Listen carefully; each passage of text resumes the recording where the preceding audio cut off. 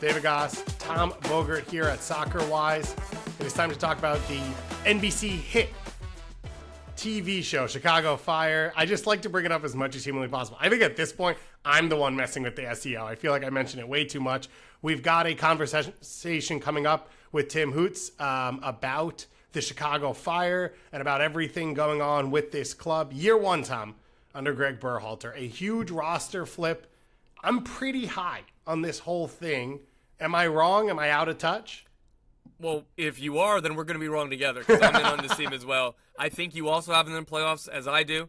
I think at preseason predictions until we get it written down, we had the over/under, things change. I have them past the wild card game. I have them in the top 7 in these. Like that's how much I think I trust the infrastructure and the high floor with the Greg Berhalter team, with the talent on this team. Jonathan Bamba, got to see him a little bit at Coachella. He was awesome. So the structure, everything around this team, and with that special player, to make Hugo Kuipers even better, because he will have much more service and many more chances. $12 million center forward. I like the look of this team, and they still have a DP spot open if they want to use it. That DP spot, obviously the Neymar stuff was like wild and crazy and out there, but Shaqiri was a record-breaking MLS designated player. They have spent numbers like that maybe on the wrong players in the past. Should that be our expectation there in that spot, and should we be looking at the summer? I'm hoping so. I'm assuming so. So like Bamba's not that, right? No, but like again, they're not concerned with cosmetics. They're not concerned with saying record breaking, whatever, right? Like they were in for Neymar because they thought he was a good fit and they thought that they could get it done, right? Jonathan Bamba, it's not like they were gonna say, hey, like we really think he's good. I know that we can get him for like $3 million. Here's 10 anyway, just to say that we spent more money, right? Like, so I think Jonathan Bamba was just a really good deal because his Celta Vigo contract was really, really high. So Celta was ready to move on from him more so to get the salary off than it was we're holding out for a high fee. Right. So I think that he's more like a $7 million player, but was bought for because of other different circumstances. So I do think that also helps free up the transfer fee for if they use a DP in the summer. Let's say Brian Gutierrez is sold to Europe.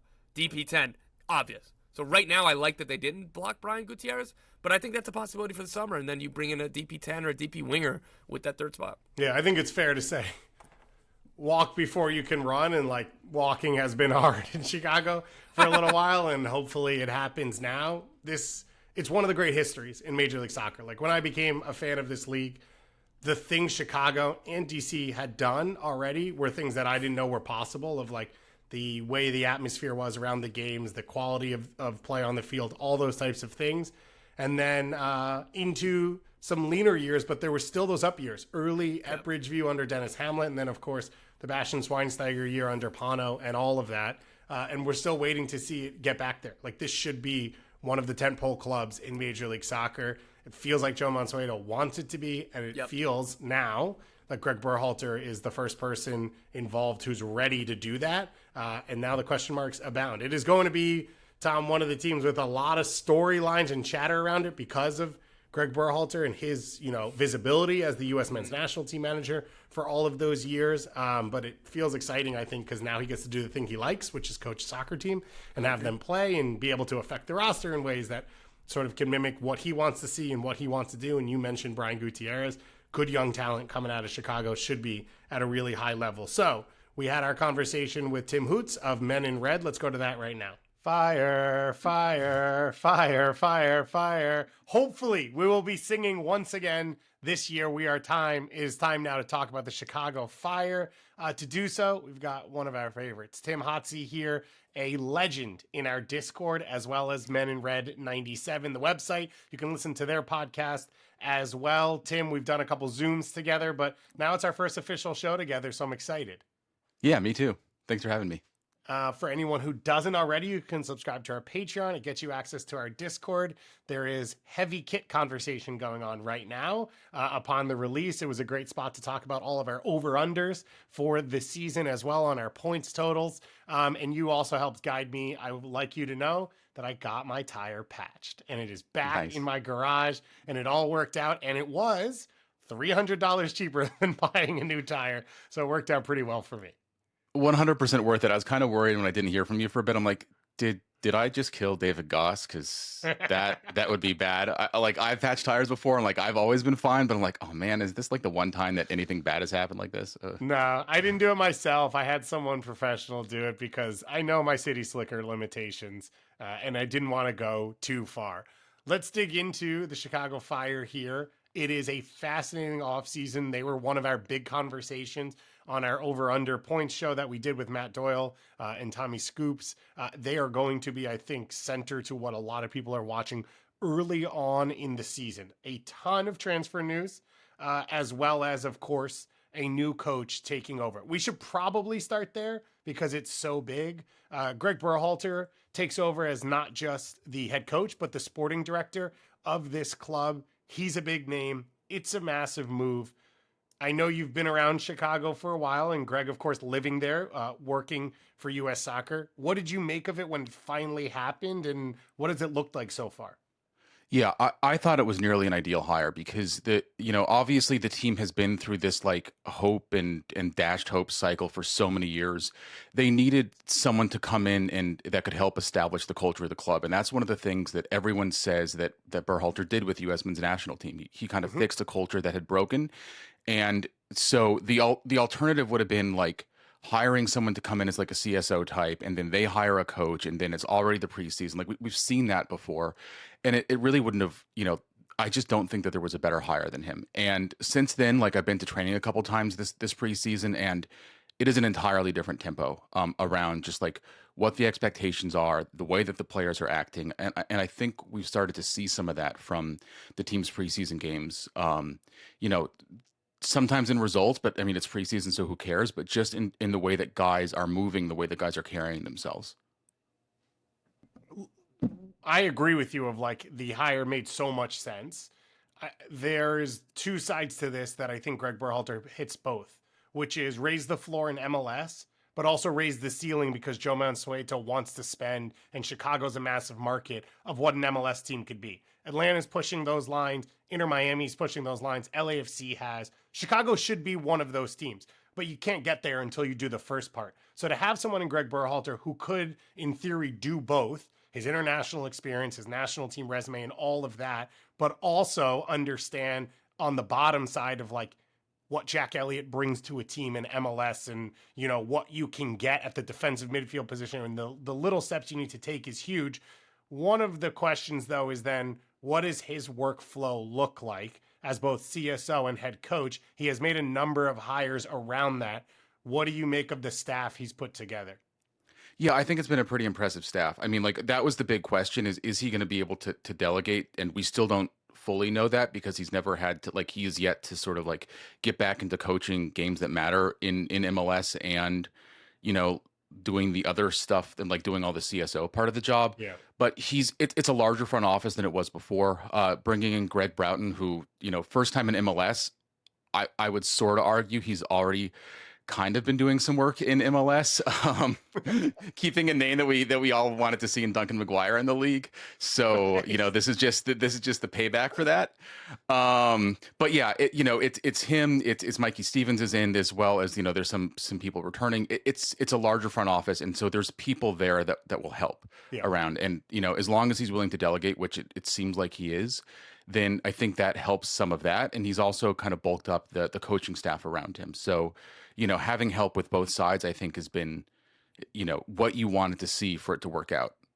I was fortunate enough to be on a call about youth development with Greg Brown because he was at Bodo Glimt, where they are like an outlier in what they've been able to do, the success they've had. So you've got the soccer ideas there. You've got Mikey Stevens, who has a ton of MLS experience, being at pretty high levels with the LA Galaxy, and then, of course, U.S. soccer background. That all makes a ton of sense, and I think the coaching side is the side that's easiest for Greg. And not saying it's easy, but like that's the most familiar part. And so it feels like the setup's pretty strong. And they came in, and I like a lot of what's happened so far. Let's run through our transfers. We will hit our Doyleisms where the great sage himself speaks. I think this was a walk and talk one. So maybe a little bit of sounds of New York City in the background. And then Andrew Wiebe went full Wiebe and hit me with like 37 texts. So we got 2 over underlines that we're going to use from him. And on the transfers, it's been exciting, both in and out, I think, for Chicago Fire fans. Some names that maybe they've liked to have been out earlier are finally out the door, and then some big names coming in. Let's start with the incoming.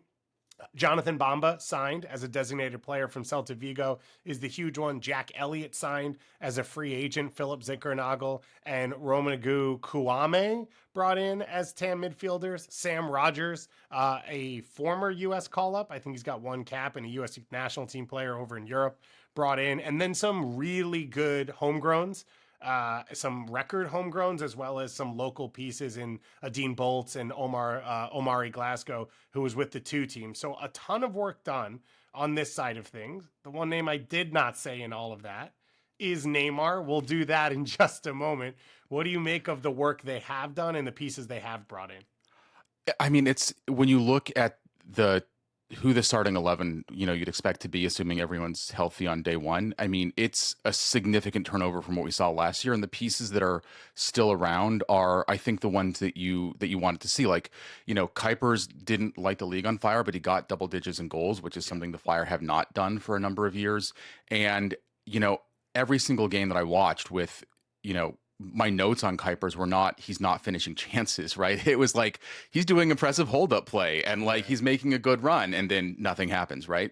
So, we've talked about, the coaching being kind of easier for Berhalter. One thing he's always done is make strikers look good, and he's never, I think it's fair to say, had a striker at the club level at least that has the ceiling that Kuipers has.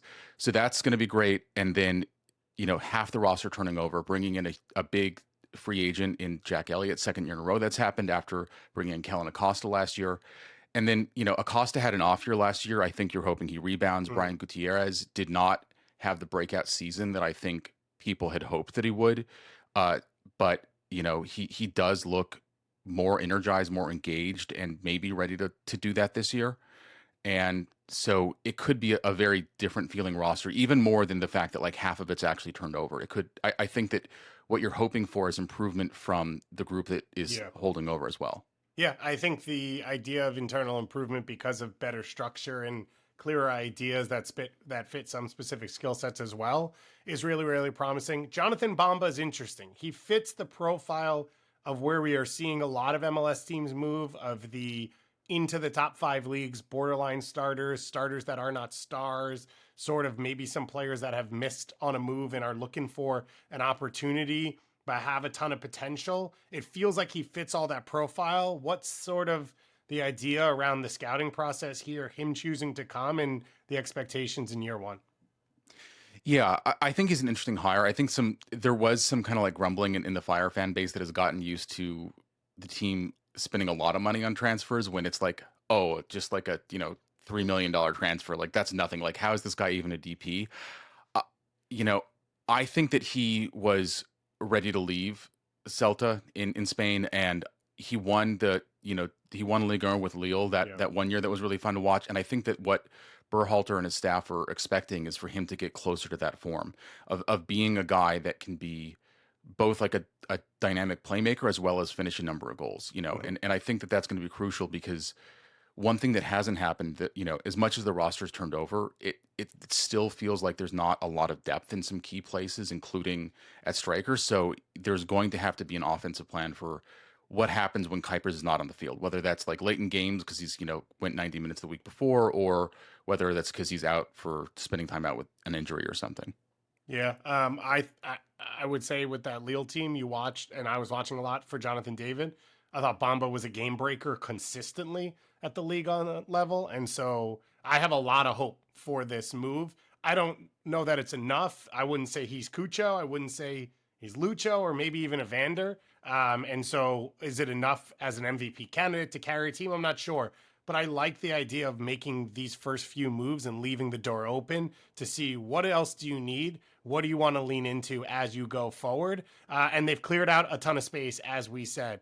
Soke bought out, Fede Navarro and Tobias Salquest transferred out, Koutsias on loan to Mansueto's other club, Lugano, and then finishing off the contracts of Rafael Schijos, Fabian Herbers, Lassiter, Ritchie, and Wyatt Omsberg. It is a lot of names out the door. I think you put in the Discord when, what was it, Fede Navarro finally got or no, sorry, Gaston Guess on Jimenez. him and Izzy, I didn't mention Yeah. him. Yeah. Was Yeah, he's finally the other one. taken And that off. was just, it was like I think it was Christmas Eve when the deal was announced. Right. And I mean, because it just seemed like Heights had a compulsion for giving the guy new contracts. He had 3 separate deals in MLS, 2 of which, like the second one kept him as a DP. And you're just like, how wasn't this a deal that was tamable? Like Yeah. that would have been a logical move at the time, but that took until a 3rd deal. And then he's under contract basically until he's like eligible to collect Social Security. Like it's, you know, but yeah, he, I think that he was emblematic of what the problems that with the roster construction under Heights. So moving on from him, I mean, I was surprised. I thought that was going to be a buyout because there was no one that was going to take his, no offer would come through that he'd look at the Right. wages and say, okay, I'll take that. So that was impressive, and just the agility that the front office has shown in making those kinds of moves, I think is not something that the Fire have had in the past few years. Like Heights did that his first offseason ahead of the COVID year, but since then it was almost like a glacial pace with turning over the roster, like a lot of moves in 2022, but didn't make a difference in the end with where the team landed in the standings. Let's go to our Doyleism now. Reminder before we get there, because of all of the craziness with cups, I remind for every team what they will play in for the Chicago Fire. It is just the U.S. Open Cup, as they didn't qualify for the playoffs last year, so no Leagues Cup and no CONCACAF Champions Cup. Open Cup, of course, a competition that has been very friendly to the Chicago Fire, but that's a bit in the past now. So let's go to our Doyleism, then we'll jump off the back of that. I'm buying the Chicago Fire as one of the most improved teams in MLS this year. We've seen them make big moves in the winter. They added at least 5 starters, maybe 6, depending on if Sam Rogers gets into the starting lineup at center back alongside Jack Elliott. And that's one of the best free agent signings of the offseason. Maybe the very best, actually. Like, Elliott's been awesome. And the thing is, he'll fit exactly what Greg Berhalter wants to do, right? Greg Berhalter always wants to fix the structure and defense, whether it's club or country. He relies upon his center backs in the build out. He wants to make sure that those guys are sort of dictating the game. And Elliott does that really well. He didn't get to show it all the time just because of Philly's game model, but I think he will under Berhalter in Chicago. So that fix is like 70% of what was wrong or what's been wrong with the Fire for most of the past 15 years. And obviously, then once you have that sort of foundation, it makes it easier to build a functional and hopefully high performing attack. And if you think about Berhalter's best crew teams, it was center forwards like Kai Kamara, Ola Kamara, Jossie Zardes having the best seasons of their careers. And I think Hugo Kuipers is that type of center forward as well. So just looking at it, it all makes sense in a way that the Chicago Fire have rarely made sense since about 2009 or so, the glory days of Kalen Carr. We love Kalen Carr, so we love the reference there back to the Dennis Hamlet years. And of course, for some, it has felt even longer since success. Overall, what do you make of Doyle's thoughts of what Greg's going to bring and sort of what this team looks like? Yeah, I think that he's got it completely right. I mean, the team hasn't really had a coherent structure that's lasted for very long, more than a season. Last year, I think one of the things that Brian Gutierrez kind of was held back with was that it went from like he's on the wing to like he's starting in the midfield to like it just felt for a while like he was kind of wandering around somewhere between the wing and like the number 10 spot and like didn't really have a job. He's just kind of like out on the pitch. And that's not a good way to develop a player. It's also not a good way to, give a guy confidence that I think that he needed when it felt like Shaqiri was always going to be above him in the pecking order, regardless of what happened on the pitch. So the structure I think is going to be huge. And it really could be the first time in, I mean, I don't even know how long that the team has had a coherent identity with how they want to play that sort of like lasts multiple games, because like even going back to the Pano era, it felt like there was just like a rotating cast of like, okay, who's going to start at right back this time? Like I'm pretty sure that like any name that you could think of from those squads like ended up playing there for at least a game. It like, and so I think that just having a structure is going to be huge. And I think that the hope has to be for the Fire that they are one of the most improved teams, because they finished 15th in the East, like one spot above the Wooden Spoon. And so they can really only go up, but I think that they hope that it's substantially up, and they've been making the right moves, I think, to do that. Doyle's thoughts on Jack Elliott, I think, are interesting in that there's clear expectations that he raises the floor defensively. He has been really, really good as a tackle, as a ball winner, as a tackler. He's shown his athleticism as well to cover over the top. We haven't seen much of him as a passer just because of the way Philly's chosen to play. And so I think that's what we're still waiting to see was there more space for him to grow into? Or if he is what he is at 29 years old, which I think is still an improvement for Chicago. And then Doyle mentioned Sam Rogers in there. We're not 100% sure who his partner is. Who do you think? Is it Carlos Tehran's spot to lose for now? I had initially thought that it was going to be Tehran's spot to lose. Just seeing how Rodgers has been looking in training, it wouldn't surprise me if he was the starter by the beginning, which then begs the question of like, what happens to Carlos Tehran? Yeah. Like the team had been working for a move for him in a couple different windows, but he always got injured at exactly the wrong time. And now you wonder, like, is that holding him back? Because no one wants a big, physical center back that can't play because he's hurt all the time. But I think that Rodgers could really be, have pushed his way into being the starting conversation. And, I've seen Jack Elliott, just like in training and stuff like that, do things with his feet that I haven't seen center backs in the Fire do in a very long time. So I think the hope is that he can grow into that if he hasn't done it already. Like, I think he did play in a defensive midfield position in like emergency situations a couple times here and there for Philly. So like, you don't do that if you think the center back is just like a big, tall guy that's going to like, stop balls in the air and stuff. Unless you're a soccer team that just wants to see if everyone can run into the opponent as fast as humanly possible at the highest speed ever generated. But I would agree with you there. I think there's a lot of these pieces I'm excited about in this team. One is Andrew Gutman. We have seen Greg Berhalter really employ attacking fullbacks in a way in which they're able to put up big numbers and affect the game at a really high level. And if Bamba's going to come inside a bit, there should be some space there. With injuries, we just haven't seen the best of him for a very long time. So that, I think, is a little bit exciting. And there's a lot to be excited about around this Chicago team. So you talked about improvement. Let's get into it. Let's get into our over-under lines with Andrew Wiebe. He starts with Brian Gutierrez, 16.5 goals plus assists this season. He asks, basically, does he make a leap? He's been sitting around 10 for a couple of years now. I actually posed a similar question on our over-under show. I think the number I put was around what Diego Luna has done. So I think Luna was the American assist leader last year. I think it was 14 assists. And then the question becomes, as goals and assists combined, where do you think he falls? So what do you think of this line and where do you fall? So he had 9 last year, 6 goals and 3 assists, but he normally was a guy that would get assists and not others. So I think the Fire hope that that's what he can do. I mean, the Luna comparison, I think, is interesting because they're almost exactly the same age. Guti, I think, was a name that not just in Chicago, but like elsewhere, like the youth national team picture, that was expected to basically be doing what Luna is now. Mm-hmm. And I think that the Fire had hoped that he would be the sort of like engine of the team in a way that Luna's being asked. I think he can do it. I mean, he's looked good in preseason. I don't think people realize how high his ceiling is because you only see it in like isolated moments. Yeah. And a lot of the time he's hung a lot closer to his floor than his ceiling. I've been seeing him doing stuff more consistently in preseason. He looks bigger. He looks stronger. I mean, he's, still of that age, like he's turning 21 this year, like where he, is bulking up physically because some guys at that age have done it and some just have not. And he does look bigger and stronger.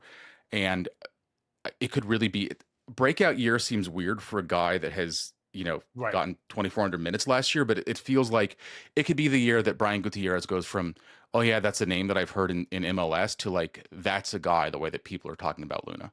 Yeah. I think if he's online for these numbers and I have him over, I'm super confident in what he can do.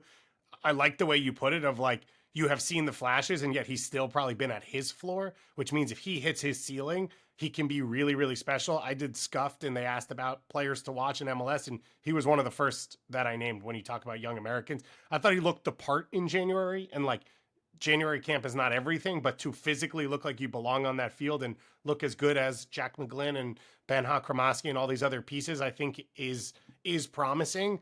And it is a position on top of the number 9 that I think Greg Berhalter does a really good job helping make their life easier. I think with Bamba and Zinkernagel, the game's going to get pulled wide. I think Gutierrez is going to have a ton of gaps and openings to either be 1v1 or to be able to burst through without being stopped defensively and get into transition moments, be dangerous. I think the structure for him is going to be really, really exciting for the first time for him to operate in. My biggest concern about this number is if he's on track for it, if he plays a full season in Major League Soccer. I think he's that good that if he starts the year the way we think, teams are going to come in with offers. And if teams come in with offers, I don't know that Chicago can say no, especially with the DP spot open. Do you look at it and say, all right, let's do the business now. Let's go get our number 10 at 27 years old who will be here and we'll make the money off Gutierrez. And of course, all the money that's already come in on Duran and everything else going on over the last few weeks. Let's finish on this one team-wide. Andrew Ruby gives us 43.5 points.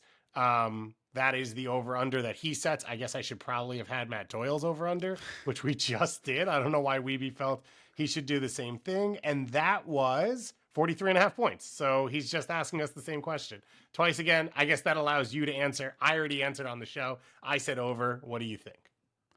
Yeah, I think it's going to be over. I think the comparison that you're hoping for is like FC Cincinnati, after Chris Albright and Pat Noonan came in, 80% of that roster stayed on the next year. With the Fire, we said 5 or 6 new starters. So it's going to be closer to 50% of the minutes or 60% of the minutes are returning.